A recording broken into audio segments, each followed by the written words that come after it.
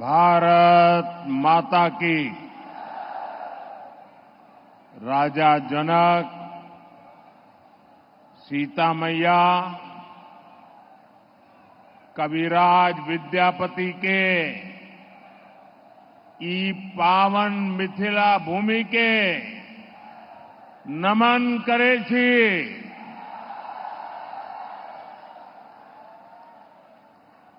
ज्ञान, धान, पान, मखान, ये समृद्ध गौरवशाली धरती पर अपने सबके अभिनंदन करे छी।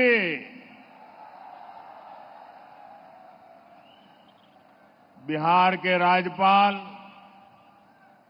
श्रीमान राजेंद्र अर्लेकर जी, यहां के लोकप्रिय मुख्यमंत्री श्रीमान नीतीश कुमार जी, केंद्रीय मंत्रिमंडल में मेरे सहयोगीगण, बिहार के उप मुख्यमंत्री विजय कुमार सिन्हा और श्री सम्राट चौधरी जी, दरभंगा के सांसद भाई गोपाल जी ठाकुर, अन्य सभी सांसदगण, विधायकगण, अन्य महानुभाव, मिथिला के मेरे प्यारे भाई और बहनों, आप सभी को प्रणाम। साथियों, आज पड़ोसी राज्य झारखंड में पहले चरण के लिए मतदान हो रहा है। झारखंड के लोग विकसित झारखंड के सपने को पूरा करने के लिए वोट डाल रहे हैं। मैं झारखंड के सभी मतदाताओं से आग्रह करूंगा कि ज्यादा से ज्यादा संख्या में मतदान में हिस्सा लें। साथियों, मैं मिथिला की धरती की बेटी स्वर कोकिला शारदा सिन्हा जी को भी श्रद्धांजलि अर्पित करता हूं।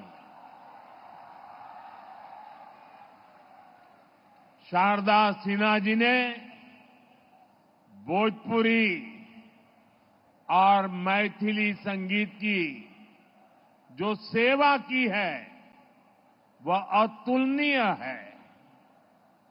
खास तौर पर महापर्व छठ की महिमा को जिस तरह उन्होंने अपने गीतों से पूरी दुनिया में पहुंचाया, वो अद्भुत है। साथियों, आज बिहार समेत पूरा देश विकास के बड़े बड़े लक्ष्यों को पूरा होते देख रहा है। जिन सुविधाओं, परियोजनाओं की पहले सिर्फ चर्चा होती थी, आज वो वास्तविकता बनकर जमीन पर उतर रही है। हम विकसित भारत की तरफ तेजी से कदम बढ़ा रहे हैं। हमारी पीढ़ी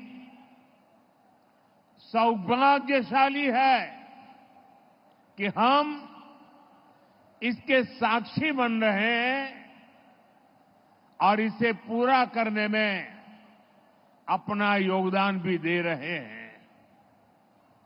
साथियों, हमारी सरकार देश की सेवा के लिए, लोगों के कल्याण के लिए हमेशा प्रतिबद्ध रही है। सेवा की इसी भावना से यहां विकास से जुड़े 12,000 करोड़ रुपए के एक ही कार्यक्रम में 12,000 करोड़ रुपए का अलग अलग प्रोजेक्ट का शिलान्यास और लोकार्पण हुआ है। इसमें रोड, रेल और गैस इंफ्रास्ट्रक्चर से जुड़े अनेक प्रोजेक्ट्स हैं और सबसे बड़ी बात, दरभंगा में एम्स का सपना साकार होने की तरफ एक बड़ा कदम उठाया गया है। दरभंगा एम्स के निर्माण से बिहार के स्वास्थ्य क्षेत्र में बहुत बड़ा परिवर्तन आएगा। इससे मिथिला, कोसी और तिरहुत क्षेत्र के अलावा पश्चिम बंगाल और आसपास के कई क्षेत्रों के लोगों के लिए सुविधा होगी। नेपाल से आने वाले मरीज भी इस एम्स अस्पताल में इलाज करा सकेंगे। एम्स से यहां रोजगार, स्वरोजगार के अनेक नए अवसर बनेंगे। मैं दरभंगा को, मिथिला को, पूरे बिहार को इन विकास कार्यों के लिए बहुत बहुत बधाई देता हूं। साथियों, हमारे देश में सबसे बड़ी आबादी गरीब और मध्यम वर्ग की है और बीमारी भी सबसे अधिक इन्हीं वर्गों को प्रभावित करती है। इस वजह से इलाज पर इनका खर्च भी बहुत ज्यादा होता है। हम सब उसी पृष्ठभूमि के हैं, गरीब और सामान्य परिवारों से निकले हैं। इसलिए घर में कोई गंभीर रूप से बीमार पड़ता है तो कैसे पूरा घर संकट में आ जाता है, हम इस चिंता को भली भांति समझते हैं। और पहले के दौर में स्थितियां भी बहुत कठिन हुआ करती थी। अस्पताल बहुत ही कम थे, डॉक्टरों की संख्या बहुत ही कम थी, दवाइयां बहुत महंगी थी, बीमारी की जांच का कोई ठिकाना नहीं था और सरकारें सिर्फ वादों और दावों में ही उलझी रहती थी। यहां बिहार में जब तक नीतीश जी सरकार में नहीं आए थे, तब तक गरीबों की इस चिंता को लेकर कोई गंभीरता ही नहीं थी। गरीब के पास चुपचाप बीमारी सहने के अलावा और कोई चारा नहीं था। ऐसी स्थिति में हमारा देश कैसे आगे बढ़ता? इसलिए पुरानी सोच और अप्रोच दोनों बदला।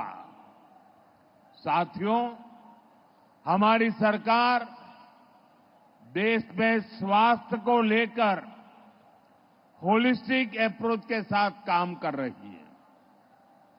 हमारा पहला कदम, हमारा फोकस बीमारी से बचाव पर है। दूसरा फोकस बीमारी की सही तरीके से जांच पर है। तीसरा फोकस है लोगों को मुफ्त और सस्ता इलाज मिले और सस्ती दवाएं मिले। हमारा चौथा फोकस है छोटे शहरों में भी इलाज की बेहतरीन सुविधाएं पहुंचाना। देश में डॉक्टरों की कमी को दूर करना और हमारा 5वां फोकस है स्वास्थ्य सेवाओं में टेक्नोलॉजी का विस्तार करना। भाइयों और बहनों, कोई परिवार नहीं चाहता कि उसके घर में कोई बीमारी पड़े।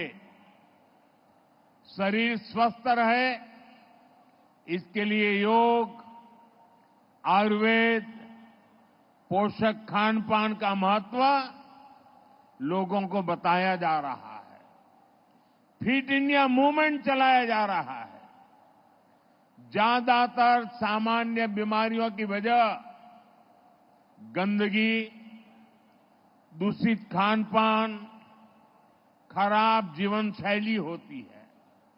इसलिए स्वच्छ भारत अभियान, हर घर शौचालय, नल से जल जैसे अभियान चलाए जा रहे हैं।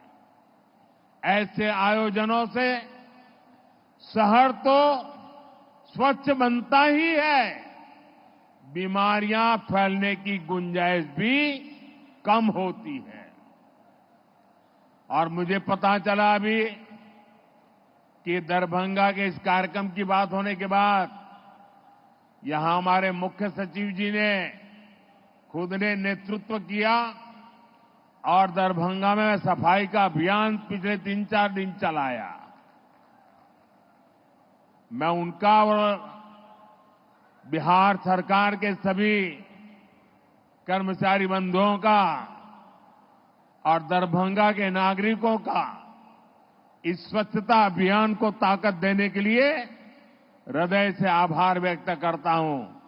और मैं चाहूंगा कि आगे 5, 7, 10 दिन भी इस कार्यक्रम को और तेजी से चलाया जाए। साथियों, ज्यादातर बीमारियों का अगर समय रहते इलाज शुरू कर दिया जाए तो उन्हें गंभीर होने से रोका जा सकता है। लेकिन महंगी जांच की वजह से अक्सर लोग बीमारी के बारे में जान ही नहीं पाते। इसलिए हमने देश भर में 1.5 लाख से ज्यादा आयुष्मान आरोग्य मंदिर बनाए हैं। इससे कैंसर, डायबिटीज जैसी अनेक बीमारियों के बारे में शुरू में ही पता लग सकता है। साथियों, आयुष्मान भारत योजना से अब तक देश में 4 करोड़ से अधिक गरीब मरीजों का इलाज हो चुका है। अगर आयुष्मान भारत योजना न होती तो इनमें से ज्यादातर लोग अस्पताल में भर्ती ही नहीं हो पाते। मुझे इस बात का संतोष है कि इनके जीवन की बहुत बड़ी चिंता एनडीए सरकार की योजना से दूर हुई और इन गरीबों का इलाज सरकारी अस्पतालों के साथ ही प्राइवेट अस्पतालों में भी हुआ है। आयुष्मान योजना से करोड़ों परिवारों को करीब 1.25 लाख करोड़ रुपए की बचत हुई है। ये 1.25 लाख करोड़ रुपया अगर सरकार ने देने की घोषणा की होती तो महीने भर हेडलाइन पे चर्चा चली रहती। एक योजना से देश के नागरिकों के जेब में 1.25 लाख करोड़ रुपया बचे हैं। भाइयों और बहनों, चुनाव के समय मैंने आपको गारंटी दी थी कि 70 साल के ऊपर के बुजुर्ग हैं, उन सबको भी आयुष्मान योजना के दायरे में लाया जाएगा। मैंने अपनी ये गारंटी पूरी कर दी है। बिहार में भी 70 साल से ऊपर के जितने भी बुजुर्ग हैं,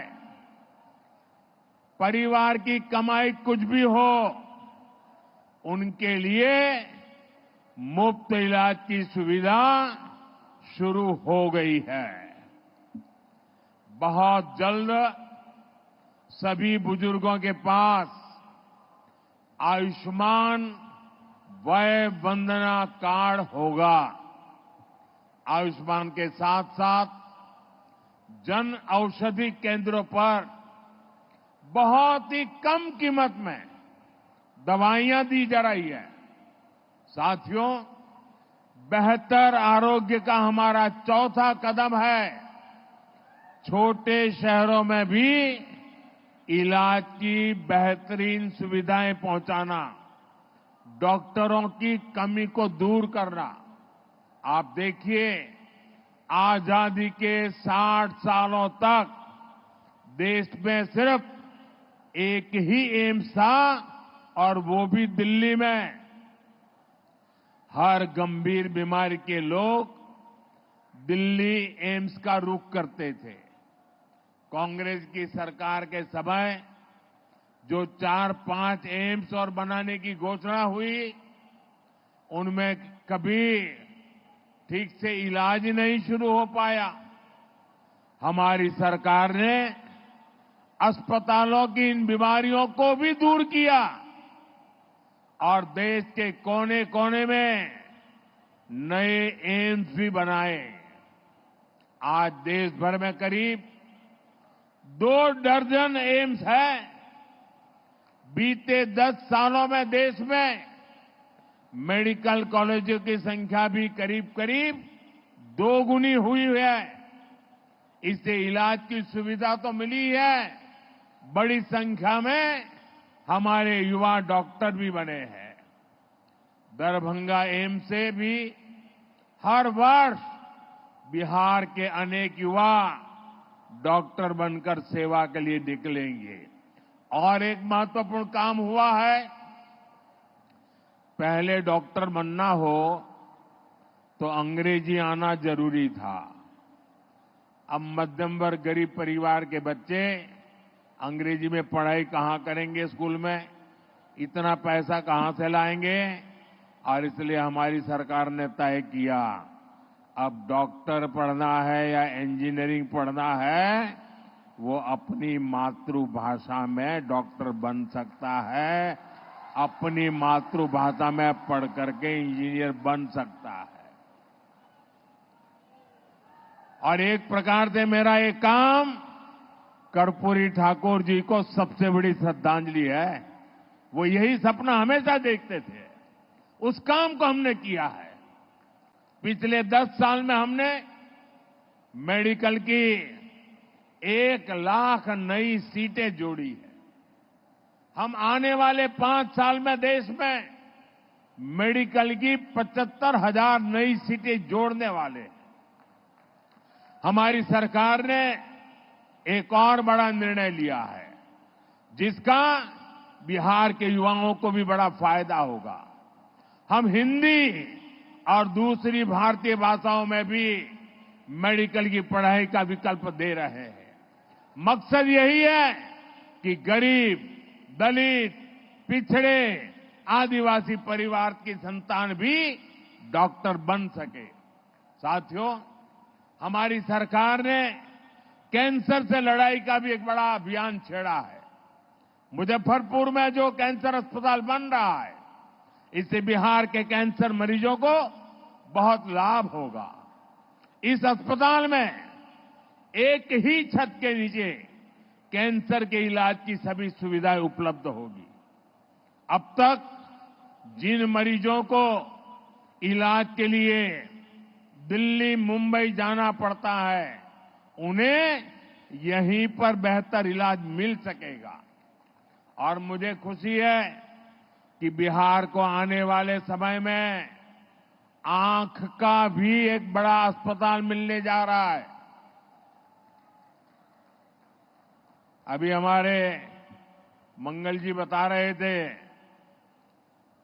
कुछ दिन पहले जब मैं काशी में था तो वहां कांची कामकोटी के शंकराचार्य जी से आशीर्वाद से बहुत बड़ा आंखों का अस्पताल बना है। काशी में वो एक बहुत बढ़िया अस्पताल अभी बना है।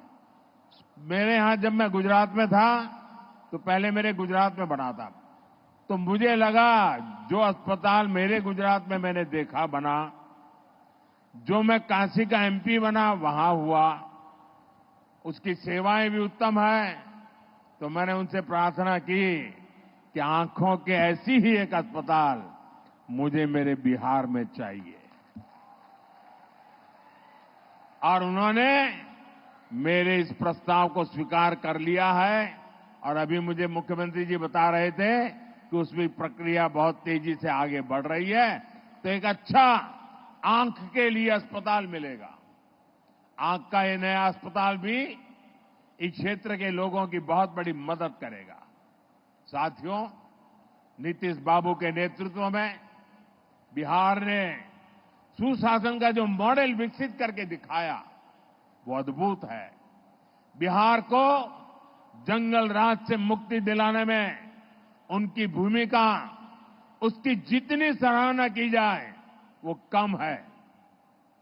एनडीए की डबल इंजन की सरकार बिहार में विकास को गति देने के लिए प्रतिबद्ध है।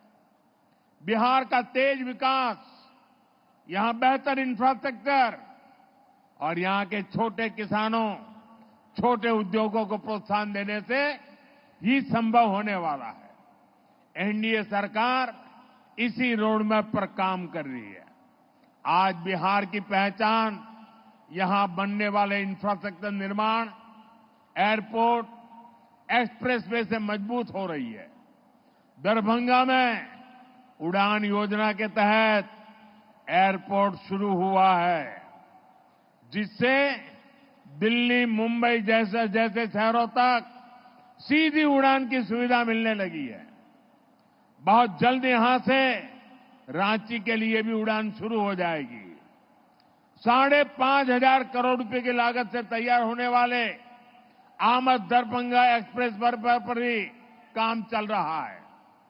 आज 3,400 करोड़ रुपए की लागत से सिटी गैस डिस्ट्रीब्यूशन के काम का शिलान्यास भी हुआ है। और घर में जैसे नल से जल आता है ना, वैसे ही नल से गैस आना शुरू हो जाएगा, और वो सस्ता भी होगा। विकास का ये महायज्ञ बिहार में इंफ्रास्ट्रक्चर को एक नई ऊंचाई पर ले जा रहा है। इससे यहां पर बड़ी संख्या में रोजगार के भी अवसर पैदा हो रहे हैं। साथियों, दरभंगा के बारे में कहा जाता है, पग पग पोखरी माछ मखान, मधुर बोल मुस्की मुख पान। इस क्षेत्र के किसानों, मखाना उत्पादकों और मछली पालकों का हित भी हमारी सरकार की सर्वोच्च प्राथमिकता है। पीएम किसान सम्मान निधि के तहत बिहार के किसानों को 25,000 करोड़ रुपए से ज्यादा मिले हैं। मिथिला के किसानों को भी इस योजना का फायदा मिला है। हमारी one district one product scheme से यहां के मखाना उत्पादकों की पहुंच देश दुनिया के बाजारों तक हो रही है। मखाना उत्पादकों के हितों को ध्यान में रखते हुए मखाना अनुसंधान केंद्र को राष्ट्रीय संस्थान का दर्जा दिया गया है। मखाना को जीआई टैग भी मिला है। इसी तरह मत्स्य संपदा योजना के तहत अपने मछली पालक साथियों को हम हर स्तर पर मदद कर रहे हैं। मछली उत्पादकों को किसान क्रेडिट कार्ड का लाभ मिलने लगा है। यहां जो मीठे पानी की मछली है, उसका भी बहुत बड़ा बाजार है। पीएम मत्स्य संपदा योजना से भी उन्हें बहुत मदद मिल रही है। भारत को हम विश्व के एक बड़े मछली निर्यातक देश के रूप में विकसित कर रहे हैं। इसका भी बहुत लाभ दरभंगा के मछली पालकों को मिलना तय है। साथियों, कोसी और मिथिला को बाढ़ से जो परेशानी होती है उसको दूर करने के लिए भी हम ईमानदारी से काम कर रहे हैं। इस वर्ष के बजट में हमने बिहार की बाढ़ की समस्या से निपटने के लिए एक विस्तृत प्लान घोषित किया है। मुझे विश्वास है नेपाल के साथ मिलकर हम इस समस्या को हल कर पाएंगे। इससे जुड़े 11,000 करोड़ रुपए से अधिक के प्रोजेक्ट पर भी हमारी सरकार काम कर रही है। साथियों, हमारा बिहार भारत की विरासत का बहुत बड़ा केंद्र है। इस विरासत को संजोना हम सभी की जिम्मेदारी है। इसलिए एनडीए सरकार विकास भी और विरासत भी के मंत्र पर चल रही है। आज नालंदा विश्वविद्यालय फिर से अपना पुराना गौरव पाने की तरफ आगे बढ़ रहा है। साथियों, विविधताओं से भरे हमारे देश में अलग अलग भाषाएं भी हमारी बहुत अनमोल विरासत है। इन्हें बोलना जरूरी है, इन्हें बचाना भी जरूरी है। हाल में ही हमने पाली भाषा को शास्त्रीय भाषा का दर्जा दिया है।